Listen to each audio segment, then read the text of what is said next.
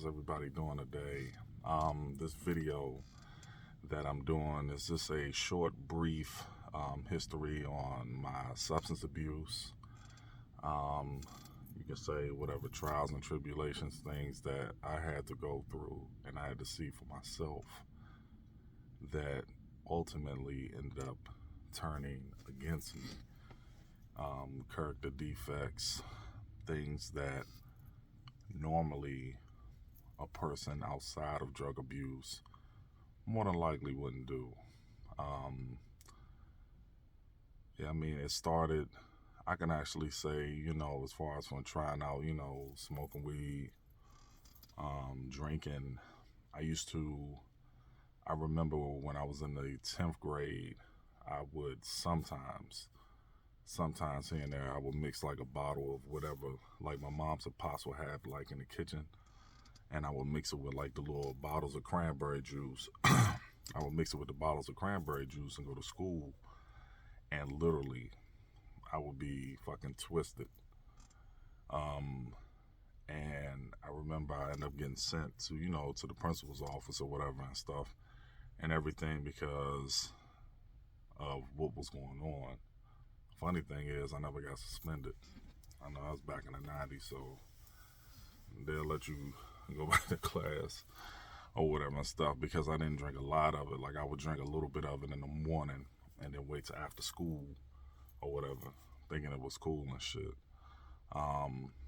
But things kind of, continued even to when I joined the Navy. Joined the Navy and I was still smoking. Like the first two years I was in. And if anybody knows, as far as the niacin thing, we would take niacin a lot. Like when I would go on leave, I would smoke, and then when I would come back, I wouldn't do anything. I'd be like drinking a whole bunch of water, drinking niacin and everything to, get rid of it and everything. And I mean, it worked because I wasn't kicked out. I wasn't one of the unfortunate ones that actually was kicked out due to, zero tolerance. For a good amount of time, I can actually say that I was drug free. I would drink alcohol in there, here and there, but alcohol really never was my thing to where it was more of a social thing. I would have to literally, be in a social setting to drink. Going to the club or like house party or something like that. And that's how I would do it. With me, it seemed as something of, I felt like as the older I got, I shouldn't have, anybody you shouldn't have because you're doing nothing but destroying your body and your mind, and you end up causing things. I can remember when I first started using, my drug of choice was MDMA. MDMA, street name, Molly or whatever. It had gotten to a point where I was using it, and then a certain individual I got around or whatever was like, hey, yeah, blah, blah, blah, whatever and stuff like that is better than, weed. Because for the longest time, even though like with weed I would smoke it, it would make me paranoid. And I didn't like that feeling.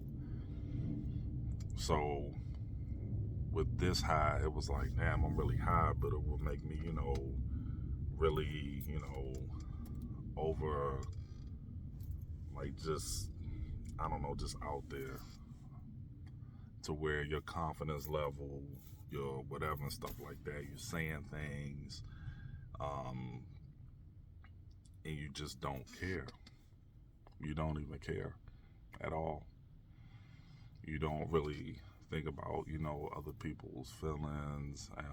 You don't think about like the chaos and the issues that you cause while taking it. I'm thinking, hey, and then of course it just heightened my, porn addiction. So when I would use that, I would watch porn. And most of the time with my addiction, I didn't really have anybody else that used it. So I would be pretty much a loner. You know how some people got drug buddies. They have their drug buddies. They have people that, that supplying me use too. With me, it was more or less I would get it and I wouldn't want to be around anybody. And then half the time I wouldn't want to be around other people outside of my family because I'm like, I didn't want them to see me like this. So I would use and just go away. And a lot of things would come up, like death of friends, people that I knew. When I would use, I would think about it and it would send me into this deep, like real deep depression afterwards. And all I could do was think about them. I would think about, why am I still here? Why am I still breathing? And then that. There were a lot of things, man. A lot of pitfalls to it. It wasn't, I can't even think of a time and think back like, oh man, I missed that. Like, cause I don't. I've been a year and 2 months clean now. I can actually say that, just like you said, it feels good. Like, I still get the depression a lot. I don't know. It doesn't matter what's going on. Things could be going good. Things could be going bad. Whatever. It doesn't even matter. My depression will come. And it will surface. And I think a lot of the times it's because of that. Because of the extensive Molly use. Like, I can remember at one time I did like 3 grams in like one night. I probably should have died. I know. And actually, at one point in time, I did. I actually went up to D.C., where I'm from. I went to my mom's crib, and I was like, fuck it. I'm going to holler at my homeboy, get it, use it, and just keep getting it from him. Or whatever. I would get, a gram here, a gram, and it got to the point literally like my fingers would felt like pulsating. Because at this point in time, it became diluted. It pretty much wasn't MDMA, Molly, whatever. I mean, they called it boot. Pretty much mixing in whatever they wanted to mix into it.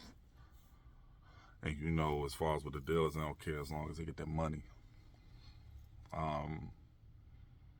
Yeah, it was a real struggle for a while, but at when it came to a head where, just like you said, you could see the effect that it's having on the people around you, and how I'm looking at it and I'm just like gone or whatever.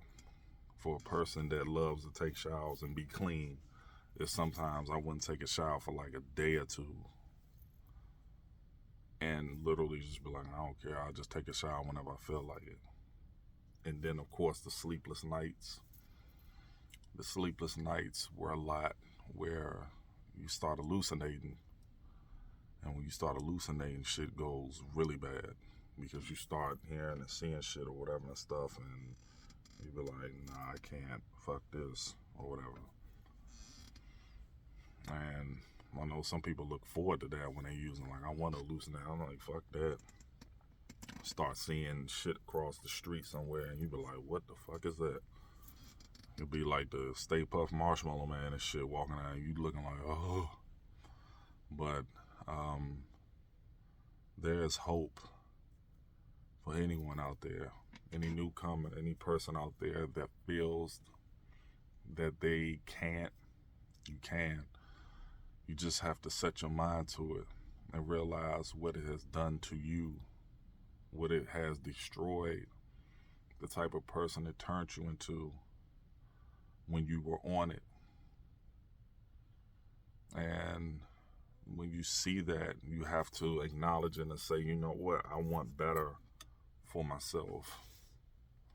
I want better for my future life. You don't want to head down this path at all. And I feel like with me, that was open invitation for other people to disrespect me and do, little shit or whatever, little sucker shit on the side, or whatever, because they was just like, damn, yeah, he really, or whatever. He really fucked up.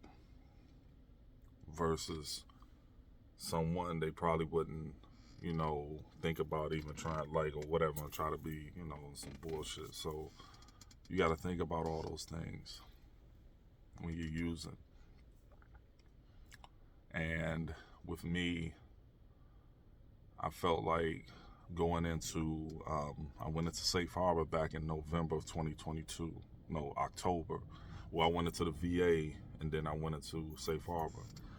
And the crazy thing is what really changed my life, which really made me turn around and say, I can't deal with this no more, is that I was pretty much close to kidney failure.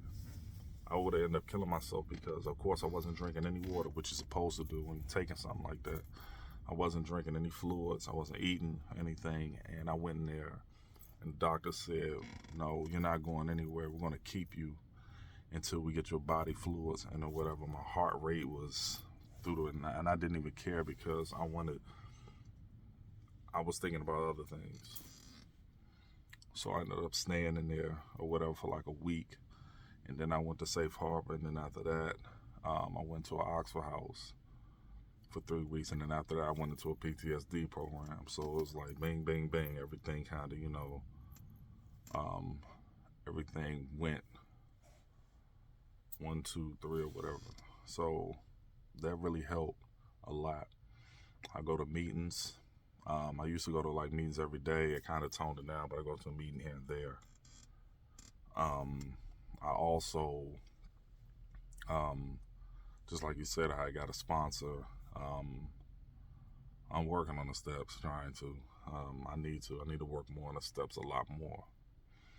But I feel as though with me, that's not the path that I want anymore as far as the addiction. Now, you do have other addictions or whatever and stuff that, as far as if you're spending or doing whatever else. But that right there is what I needed to change my mindset and change my life. And thank God that it has happened. And it can happen for anybody out there, anybody. I know that there's someone out there right now that will probably look at this video and be like, nah, I can't, but keep pressing forward, man. Whoever. If you need help or you need anything, I mean, there are local, meetings and stuff. I'm out in Virginia Beach or whatever and stuff, and there's a plethora of meetings that go on. So many. I did an IOP virtually. Loved it or whatever. Did it like 3 times a week, virtual. And that's what I can say for it. Like, it helped out a lot. So, to anyone, please, you don't have to pick up again, ever. You hear from me. Don't have to pick up ever again. Take care.